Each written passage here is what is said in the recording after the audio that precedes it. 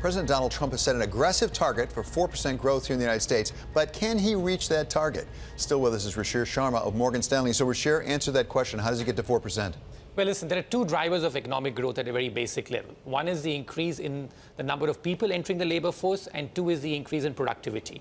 Now, historically, both these measures have contributed equally to economic growth. But here is what has changed, which is to do with people.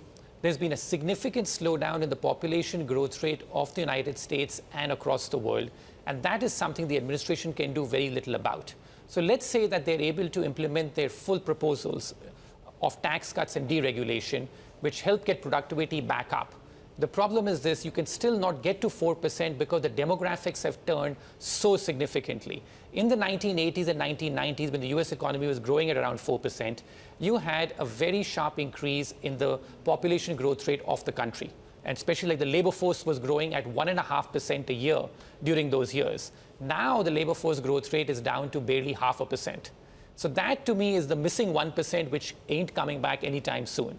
So even if you end up getting a full-blown productivity miracle, which is similar to what you got in the 1980s, that is the 1% which can't come back. So I think that that's just the laws of economics. It's got nothing to do with sort of, what can the administration do and not do. So run the pro formas to get to the 4%.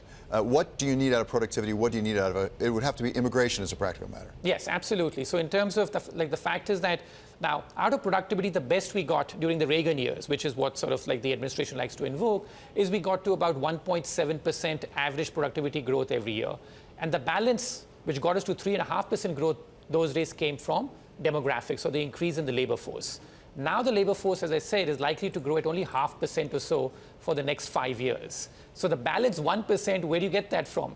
Either you get massive large-scale immigration, which is not happening, or you get some very significant changes to get more people to come back to work, which is an increase in the retirement age, an increase in the participation rate of women in the labor force.